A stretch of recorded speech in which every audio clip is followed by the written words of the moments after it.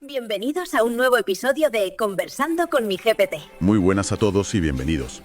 Hoy vamos a analizar cómo la tecnología, la que dio vida a las criptomonedas, está siendo adoptada casi en silencio por el sistema financiero tradicional. Casi en silencio, sí, es una buena forma de ponerlo. Y no vamos a hablar de la volatilidad de los precios ni de la última meme coin que promete, revolucionarlo todo. Vamos a sumergirnos en algo mucho más estructural. Tenemos sobre la mesa una serie de notas y un libro blanco bastante denso titulado Estándares de interoperabilidad para activos digitales. Nuestra misión hoy es entender cuáles son los principales ecosistemas blockchain en las finanzas reguladas, por qué algunos destacan. Y otros no tanto. Exacto. Y sobre todo, cuáles son los casos de uso que ya están funcionando y, ojo, moviendo miles de millones de dólares. Efectivamente. Y creo que es importante empezar diciendo que la palabra clave de hoy no es cripto. La palabra es tokenización de activos del mundo real, o como se les conoce por sus siglas, RWA. RWA, vale. El concepto, en apariencia, es sencillo. Se trata de convertir los derechos sobre un activo, pues un bono, una acción, una participación en un fondo, en un token digital que vive en una blockchain. El objetivo, imagino, es ganar eficiencia, transparencia. Eficiencia, transparencia y liquidez. Pero, y aquí está la amiga de todo y el centro de nuestras fuentes, el verdadero debate es cómo hacer que estos activos digitales funcionen dentro de los marcos legales y regulatorios que ya existen. Que son extremadamente rígidos. Exacto. Vale, vamos a desgranar esto. Lo primero que salta a la vista en los documentos es que señalan a Ethereum como el estándar de facto en este campo. Sí. Pero no es el único. También se mencionan otros ecosistemas públicos muy importantes como Solana, Stellar, Polygon, Avalanche y XRP Ledger. La pregunta parece obvia, pero, ¿qué tienen estas redes que las hace tan atractivas para las finanzas reguladas? Un sector que no es precisamente conocido por su apetito por el riesgo. Pues es que no las eligen al azar. Las fuentes detallan una lista de requisitos muy estricta casi. Una lista de la compra. Casi una lista de la compra para un banquero, sí. Primero, necesitan lo que llaman privacidad programable. Segundo, el cumplimiento regulatorio tiene que poder integrarse en la tecnología. ¿Vale? Tercero, el rendimiento y la escalabilidad, que es crucial. Y por último, y quizá lo más importante, la interoperabilidad. Un momento, detengámonos ahí. Privacidad programable en una blockchain pública. Suena un poco a contradicción. Si la gracia de una blockchain es que es un libro abierto y transparente, ¿cómo consigues privacidad para que tus competidores no vean todas tus operaciones? Esa es la pregunta del millón, y donde la tecnología se ha vuelto increíblemente sofisticada. No se trata de ocultar la transacción en sí, sino los detalles. Se usan técnicas criptográficas avanzadas, como las pruebas de conocimiento cero, que permiten verificar un hecho sin revelar la información que hay debajo. A ver. Por ejemplo, se puede demostrar que una cuenta pertenece a un inversor cualificado, según la ley, sin revelar ni la identidad de esa persona ni el saldo de su cuenta en la cadena. Ah, entiendo. Se verifica la norma, pero se protege la información sensible. Vale. Es como enseñarle a un portero de discoteca un carné que solo dice «soy mayor de edad» sin mostrarle tu nombre ni tu dirección. Es una analogía perfecta. Y eso nos lleva a la evolución que describen las fuentes. Al principio, los bancos, por pura aversión al riesgo, crearon sus propias redes privadas. Sus discotecas exclusivas. Exacto. Como Canton Network o Corda. Experimentaban en un entorno controlado, pero se dieron cuenta de un problema enorme. Creaban silos. Claro, la liquidez de un banco no podía hablar con la de otro. Y eso es justo lo que quieren evitar. Construyeron jardines vallados preciosos, pero se dieron cuenta de que el negocio está en el comercio global, no en tu propio jardín. Correcto. Por eso, ahora vemos un movimiento hacia modelos híbridos o directamente públicos. La idea es aprovechar la liquidez y la red global de plataformas como Ethereum. Pero con control, pero añadiendo esas capas de privacidad y control que exigen los reguladores. Buscan lo mejor de ambos mundos. Aquí es donde se pone realmente interesante. Al revisar esa lista de actores principales, hay una ausencia que, llama poderosamente la atención. El nombre que todo el mundo asocia con esta tecnología, Bitcoin, no aparece por ninguna parte en el contexto de la tokenización de activos regulados.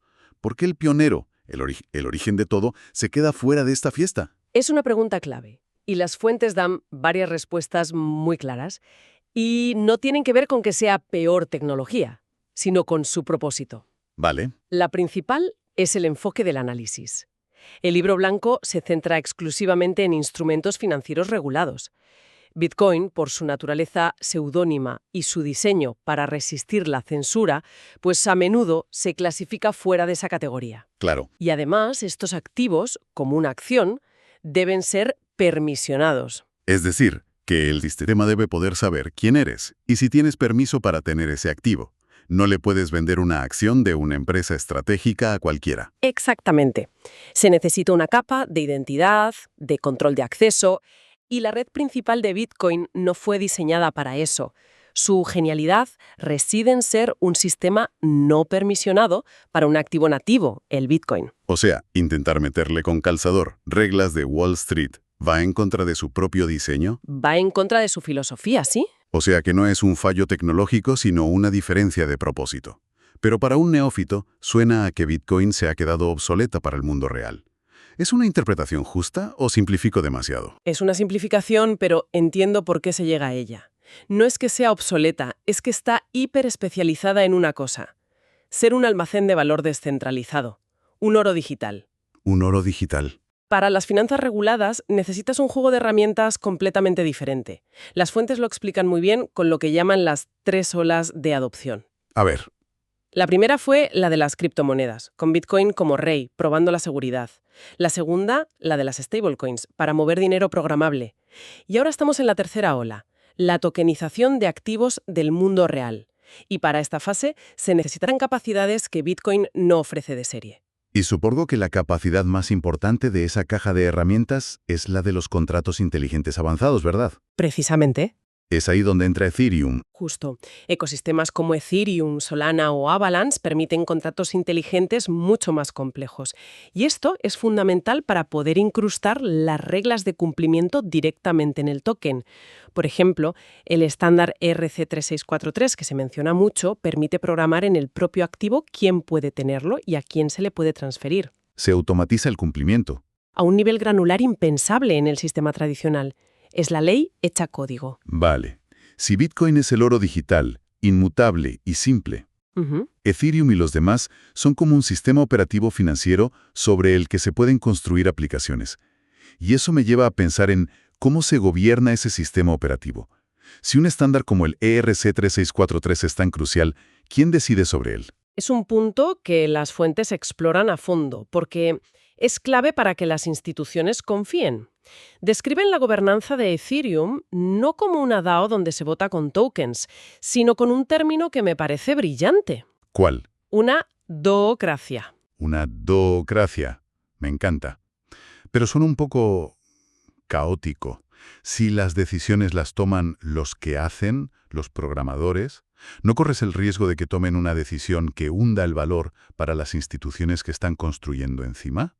Es un riesgo teórico, pero en la práctica el sistema tiene muchos contrapesos. Lo comparan con proyectos de código abierto como Linux o Apache.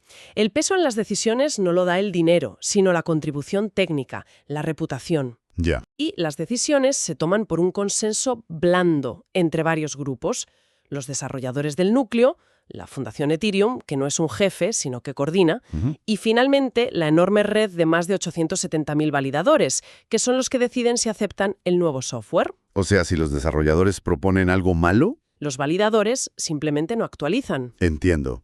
Entonces, la confianza de un gigante como BlackRock no viene de tener un CEO de Ethereum al que llamar si algo va mal, No. sino, paradójicamente, de que no exista. Confían en que el sistema es demasiado grande y descentralizado para que nadie cambie las reglas de la noche a la mañana. Totalmente. Confían en la hoja de ruta técnica que es pública y se discute abiertamente, y en la estabilidad y neutralidad del modelo. Saben que es una infraestructura pública, como Internet. Pero esa descentralización tiene un coste conocido en escalabilidad. Ethereum procesa unas 15 transacciones por segundo. El sistema financiero global necesita millones. Para solucionar esto, las fuentes hablan de las capas 2 o L2 como ZK-Sync y Polygon. ¿Son un simple parche para la lentitud de Ethereum o son ya ecosistemas por derecho propio? Es una distinción muy interesante.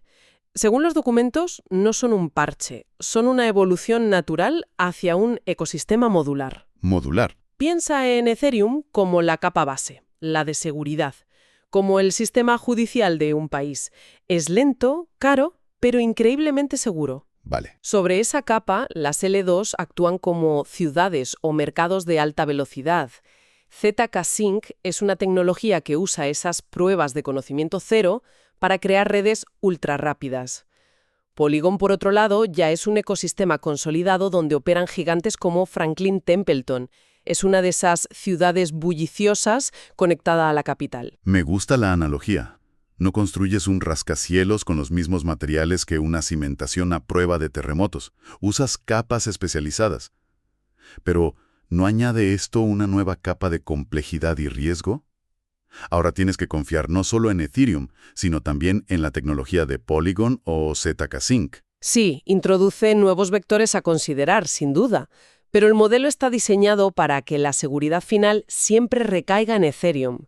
Si una L2 fallara catastróficamente, en la mayoría de los diseños, los fondos podrían ser recuperados desde la capa base. Ah, vale. Prioriza la seguridad de los activos por encima de todo, justo lo que necesita el sector financiero. Entonces, ¿qué significa todo esto en la práctica?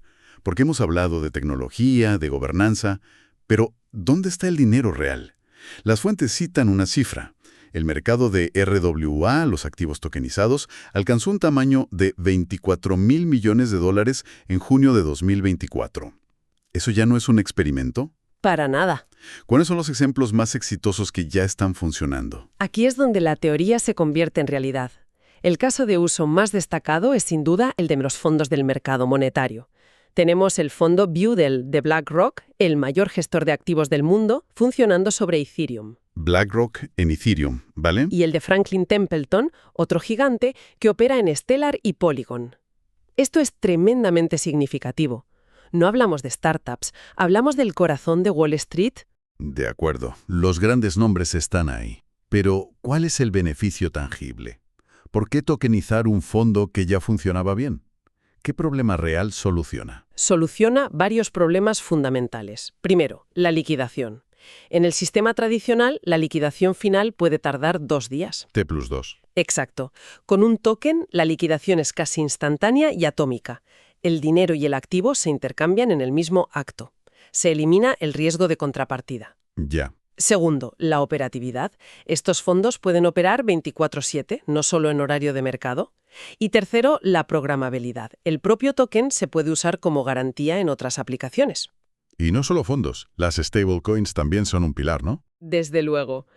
El uso de PayUSD de PayPal para pagos o el RLUSD de Ripple para liquidaciones transfronterizas son la punta del iceberg.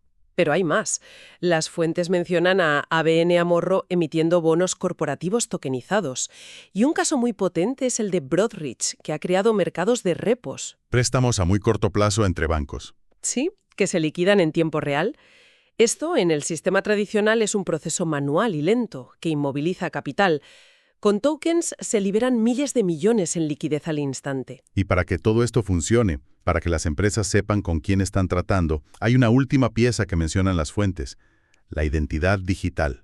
Se habla del BLI. Es la pieza que une todo. Para que las finanzas reguladas funcionen, tienes que cumplir las normas de Conoce a tu cliente, KIC, y contra el blanqueo, AML. Claro. El BLI permite a una empresa tener una credencial digital criptográficamente segura que demuestra quién es.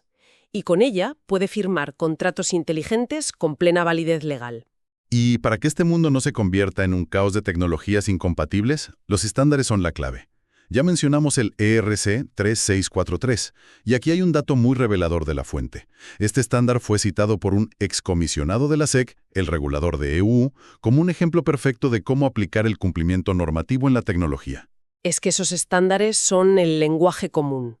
El ERC 3643 asegura que solo las entidades autorizadas puedan tener un token. Pero hay otros, como el estándar OFT del Layer 0, que solucionan otro problema. ¿Cómo hacer que un mismo activo, como una stablecoin, exista en más de 150 blockchains diferentes sin crear versiones raras? Y la analogía que usan es brillante. Dicen que estos estándares son para los activos digitales, lo que el contenedor de transporte estandarizado fue para el comercio mundial. Es una analogía potentísima. Antes del contenedor, cada barco y tren se cargaba de una forma distinta. Era un caos. Ineficiente a más no poder. El contenedor estandarizado permitió que la misma caja se moviera por todo el mundo, en cualquier transporte, y desbloqueó una eficiencia global que cambió el mundo. Exactamente esa es la idea. Estos estándares crean una interoperabilidad que permite que el valor fluya sin fricción. Pero, para seguir con tu analogía, el contenedor por sí solo no era suficiente. Se necesitaron grúas, puertos, sistemas. Correcto. ¿Y cuáles serían las grúas y los puertos en este mundo digital? ¿Qué infraestructura falta por construir? Pues faltan varias piezas clave. Se necesitan wallets o monederos digitales institucionales que gestionen de forma segura estos BLI y las reglas. Se necesitan oráculos fiables que conecten los datos del mundo real con la blockchain. Y regulación. Y sobre todo una mayor claridad regulatoria por parte de los gobiernos para que las grandes instituciones sepan a qué atenerse. Bueno, creo que el panorama queda bastante más claro. Si tuviera que resumir, diría que el futuro de las finanzas en blockchain no está tanto en las criptomonedas especulativas, No. sino en esta revolución silenciosa, la tokenización de activos reales. Y su éxito no depende de una cadena para dominarlas a todas, sino de un ecosistema modular, con capas seguras como Ethereum y capas de ejecución rápidas. Todo unido por estándares abiertos que garanticen que todo el mundo hable el mismo idioma financiero y legal. Estoy totalmente de acuerdo. Y para cerrar, las fuentes nos dejan con un pensamiento final. Una pregunta que va más allá de la tecnología. El verdadero reto para toda esta comunidad no es solo técnico, es casi existencial. A ver.